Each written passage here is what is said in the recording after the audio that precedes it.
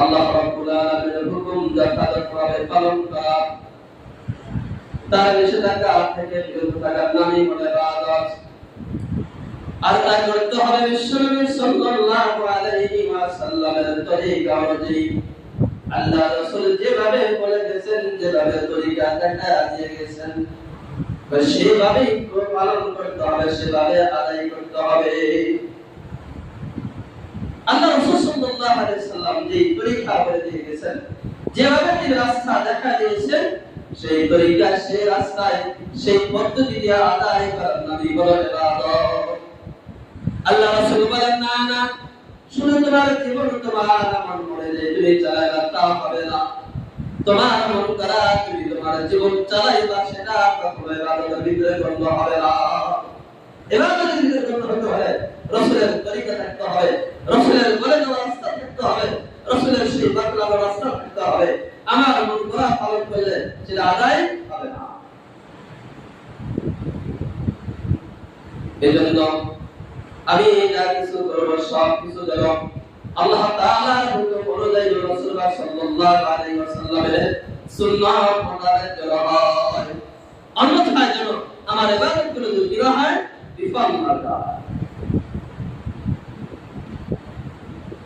আল্লাহ রাব্বুল আলামিন যে সমস্ত জিনিসের ব্যাপারে আদেশ করেছেন, হুকুম করেছেন, কয়েকজন মানুষ দুনিয়াতে ভূমিষ্ঠ হওয়ার পর থেকে, প্রাপ্ত বয়স্ক হওয়ার পর থেকে মৃত্যু পর্যন্ত তার ইবাদত করতে হয়, তার ইবাদত করতে হয়। কিন্তু একটি ছোট শিশু বাচ্চা দুনিয়াতে আগমন করার পর থেকে মৃত্যু পর্যন্ত আল্লাহ তাআলার ইবাদত গুলো তার উপরে চলে আসে।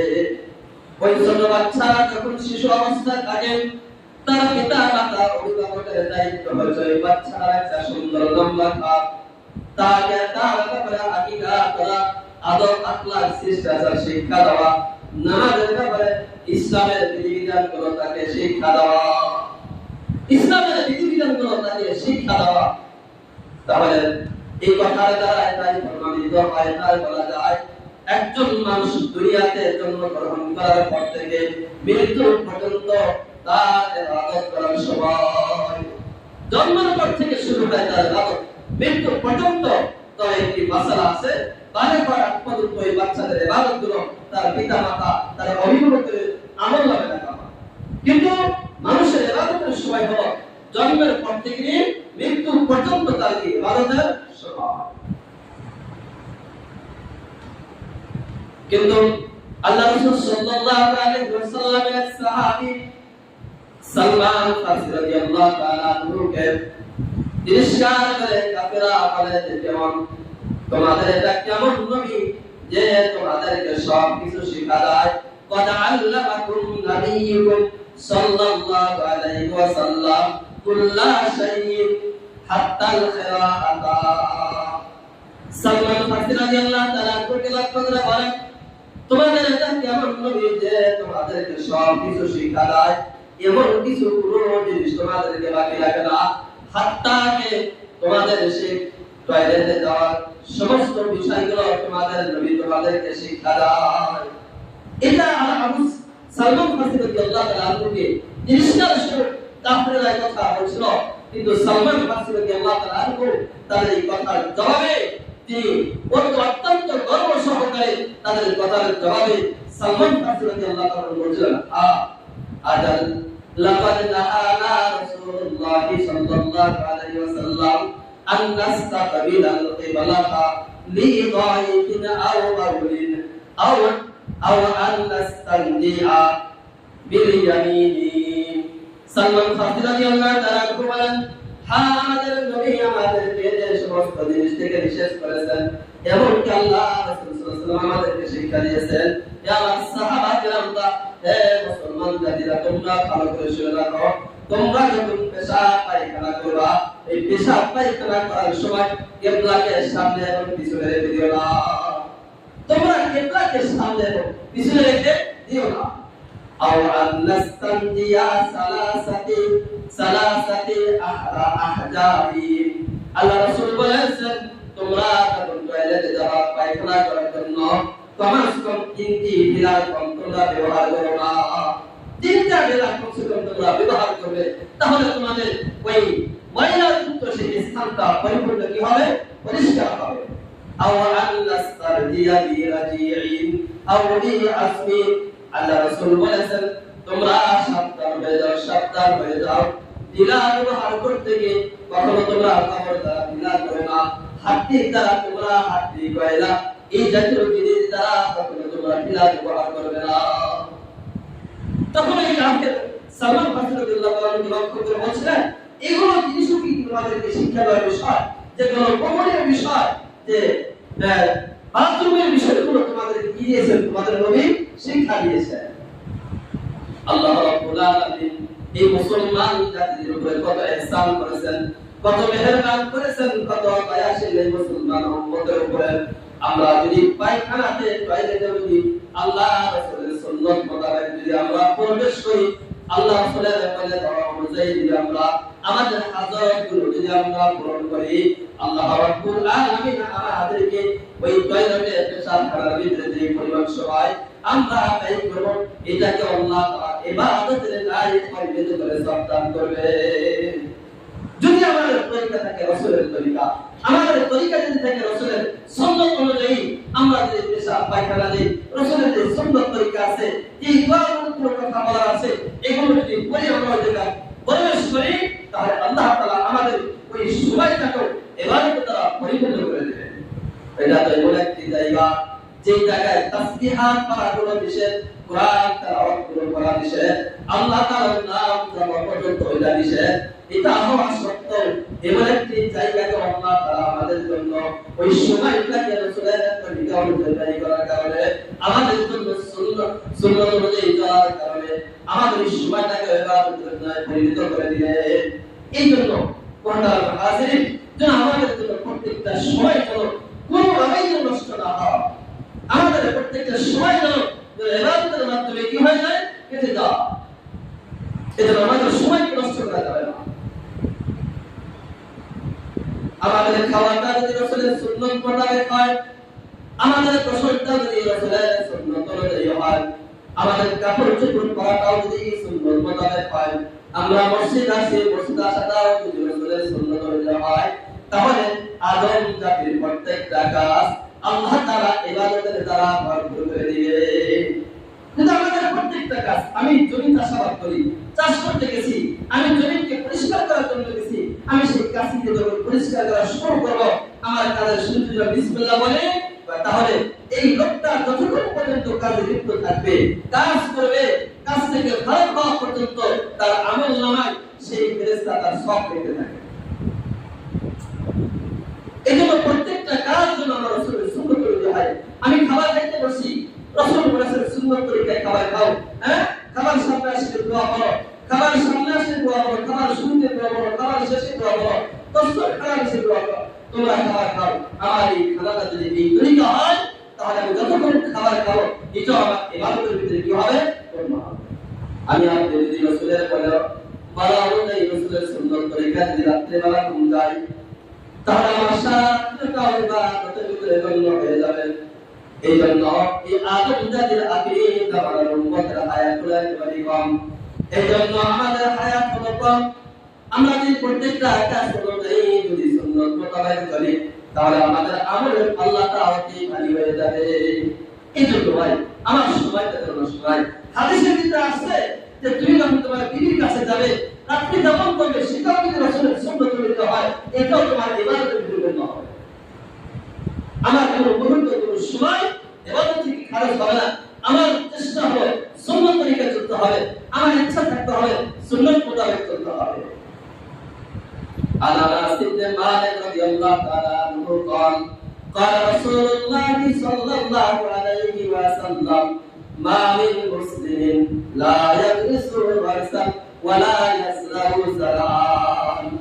আল্লাহ রাসূল বলেন যে সমস্ত মুসলমানেরা তারা কাজ রোপণ করবে, জমিতে চাষাবাদ করবে, জমিতে ফসল তারা চাষাবাদ করবে, এগুলো চাষাবাদ করার পরে ফায়াকুলু মিনহু তাইরুন আও ইনসানুন আও বাহিমাতুন, এই সমস্ত ফলযুক্ত গাছ থেকে যখন কোন পাখি, কোন মানুষ, কোন জীবজন্তু যখন ফল করে খায়, চাষাবাদ জমি থেকে বাকি মানুষ অন্যান্য জিনিসটা যখন এখান থেকে কোনো জিনিস তারা খায়, আল্লাহ রাসূল বলেন যে ব্যক্তি গাছ রোপণ করেছে, জমি চাষাবাদ করেছে, ফায়াকুলু মিনহু তায়রুন আও ইনসানুন আও বাহিমাতুন ইল্লা কানা লাহু সাদাকাতুন।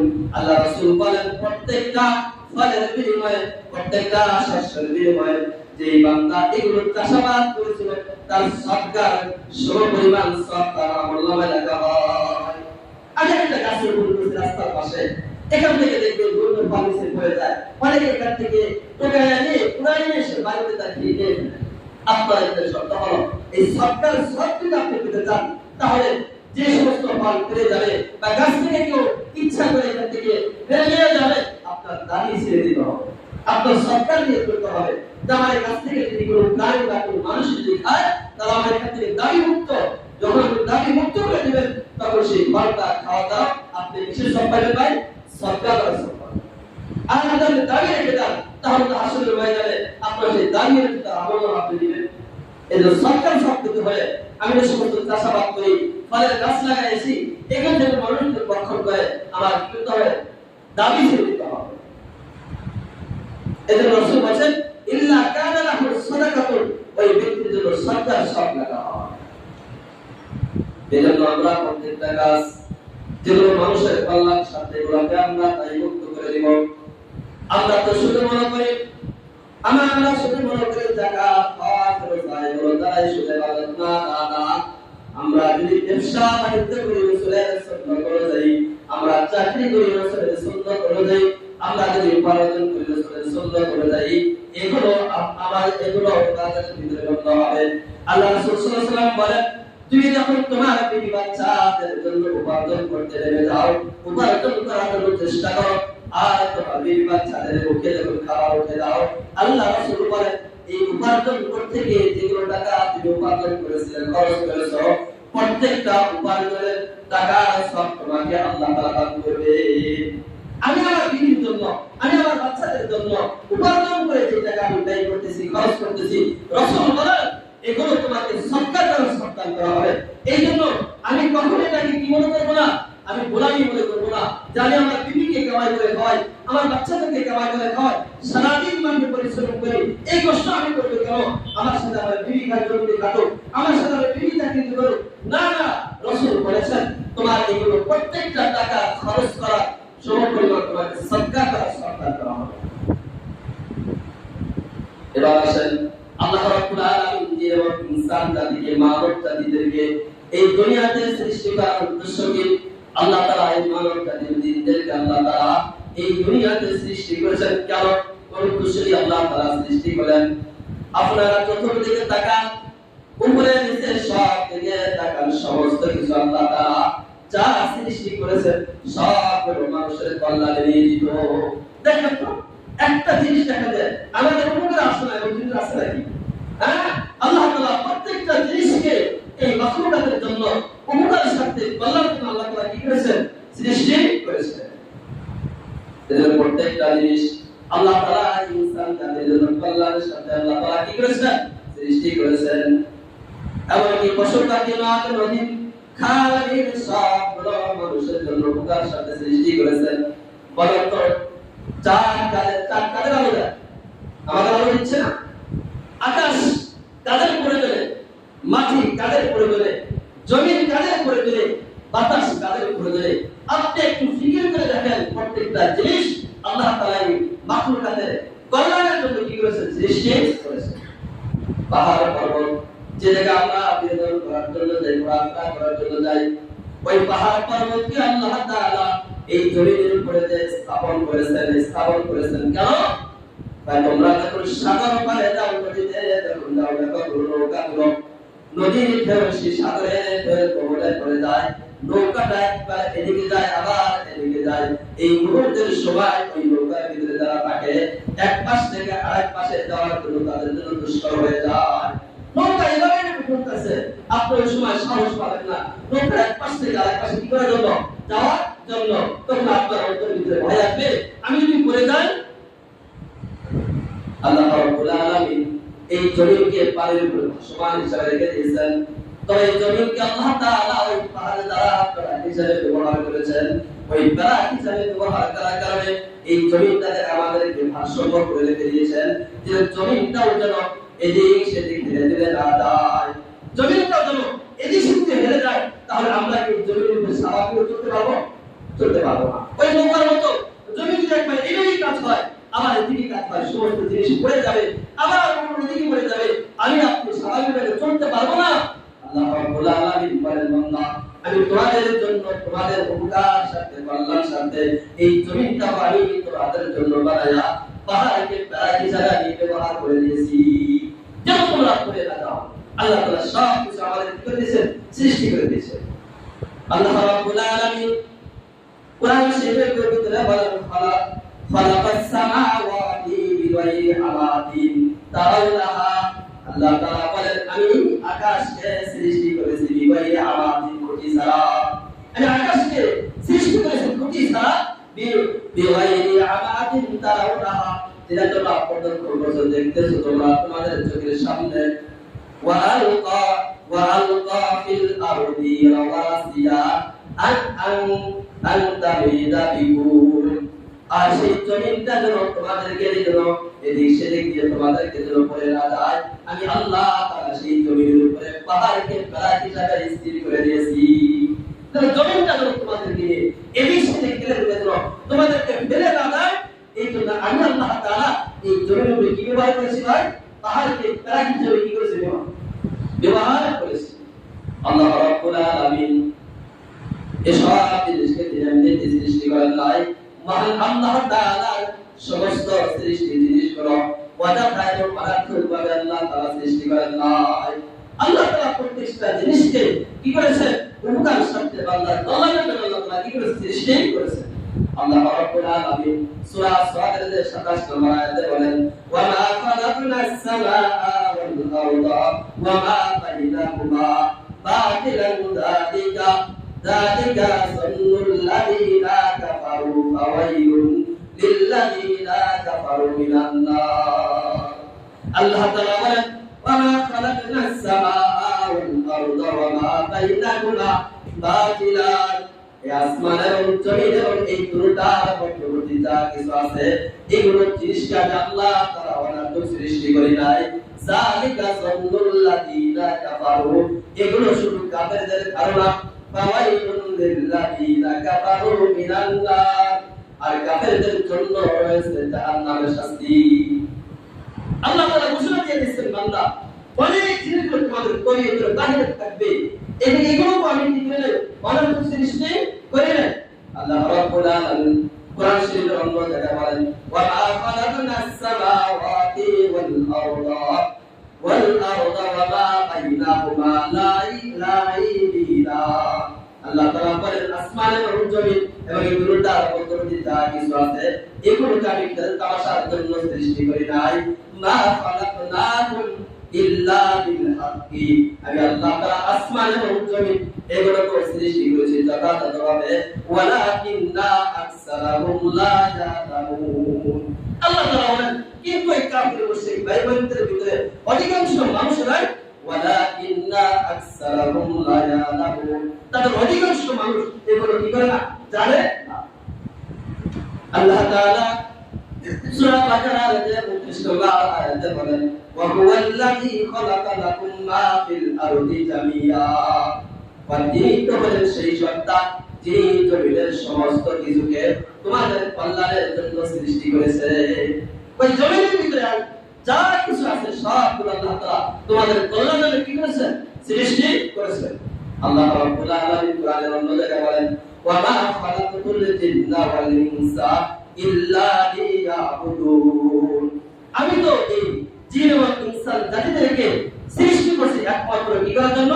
আমি আল্লাহ তাআলা কি করব? গোলামি করার জন্য। ওয়া মা উরিদু মিনহুম মিন রিজকিন, আমি তাদের কাছ থেকে কোনো রিজিক চাই না।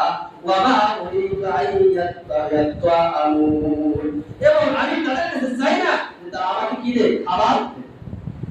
তারা আমাদের কাছে রিজিক চাই না, আমাদের কাছে খাবার চাই না। আল্লাহ রাব্বুল আলামিন ঘোষণা দিয়েছেন সমস্ত জিনিসকে, ওয়াল্লাযী খালাকা লাকুম মা ফিল আরদি জামিআ, যা কিছু সব আমাদের কল্যাণের জন্য আল্লাহ তাআলা সৃষ্টি করেছেন, কিন্তু কেন এই সমস্ত জিনিস আমাদের জন্য পালন করো, আমি আল্লাহ তাআলা কি করি, নাফরমান করি। আল্লাহ তাআলা বলেন কাইফা তাকফুরুনা বিল্লাহি ওয়া কুনতুম আমওয়াতান আমওয়াতান। আল্লাহ তাআলা বলেন কাইফা তাকফুরুনা বিল্লাহ, বান্দারা তোমরা কিভাবে আমি আল্লাহ তাআলার সাথে তোমরা কি করো, নাফরমানি করো। সব কিছু তো তোমাদের জন্য সৃষ্টি করেছেন। রাসূল হাদিসে বলেন وقال رسول الله صلى الله عليه وسلم إن الدنيا خلقت لكم। আল্লাহ তাআলা এই দুনিয়াকে তোমাদের জন্য সৃষ্টি করেছেন। ইন্নাদ দুনিয়া খুলিকাত লাকুম ওয়া আনতুম খুলিকতুম ফিল আখিরাতিল আখিরাহ। আল্লাহ তাআলা তোমাদেরকে সৃষ্টি করেছেন আখিরাতের জন্য। রাসূল বলে দিয়েছেন ইন্নাদ দুনিয়া খুলিকাত লাকুম, দুনিয়ার সব কিছু আল্লাহ তাআলা সৃষ্টি করেছেন তোমাদের জন্য। ওয়া আনতুম খুলিকতুম লিল আখিরাহ, আর আল্লাহ